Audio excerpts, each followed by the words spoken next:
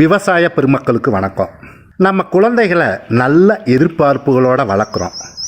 வளர்ப்புக்கும் படிப்புக்கும் நிறைய செலவு செய்கிறோம். அவங்க வளர்ந்து படித்து சம்பாதிக்க 25லிருந்து 30 வருஷம் ஆகுது.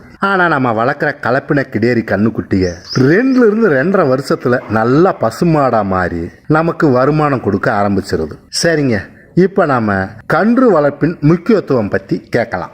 வேகமாக வளர்கிற கலப்பின கண்ணுக்குட்டியை பல்லு போடுறதுக்கு முன்னாடியேவும் பால் கொடுக்க ஆரம்பிச்சிருது. ஒரு நாளைக்கு 10லிருந்து 15 லிட்டர் பால் கொடுக்கும். கிராமங்களில் பெரும்பாலான குடும்பங்களுக்கு சோறு போடுறதே இந்த கலப்பின பசுமாடுகள் தாங்க.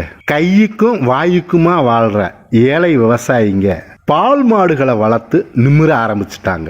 இன்றைய கன்றுக்குட்டி நாளைய பசு. அதனால தான் கன்றுக்குட்டிகளுக்கு போதுமான அளவு பாலும் சுத்தமான தீவனமும் கொடுத்து வளர்க்கணும். 6 மாதம் நல்லா நம்ம வளர்த்த கன்றுக்குட்டியை தாங்க நம்ம எதிர்பார்த்த பலனை கொடுக்கும். நம்ம கன்றுக்குட்டிகளை ஏமாத்தினோம்னா நம்மளை கன்றுக்குட்டியை ஏமாத்திரும். வளர வேண்டிய காலத்தில் வளராமல் போச்சுன்னா பருவ வளர்ச்சியும் அடையாது, உடல் வளர்ச்சியும் இருக்காது. கலப்பின கிடேரி கன்றுக்குட்டியை பிறந்தா மட்டும் போதாதுங்க, அதை நல்லா வளர்க்கணும். 3 மாதம் வரைக்கும் தாய் பசு கண்ணுக்குட்டியை வளர்க்கும். அதுக்கு பிறகு நாம தாங்க வளர்க்கணும். நல்லா வளர்த்தாத்தான் கண்ணுக்குட்டி சீக்கிரம் பருவத்துக்கு வந்து சினப்பிடிச்சு கண்ணுக்குட்டி இன்னும் பால் கொடுக்கும். அதனால் பிறந்த 14லிருந்து 18 மாதத்துக்குள்ள சினையாகிற மாதிரி வளர்க்கணும். வருஷத்துக்கு ஒரு கண்ணுக்குட்டிங்கிற முறையில் பால் மாடு வளர்ப்பு இருக்கணும். நல்லா வளர்த்தோம்னா கண்ணுக்குட்டி விற்றாலும் காசு, பால் விற்றாலும் காசு.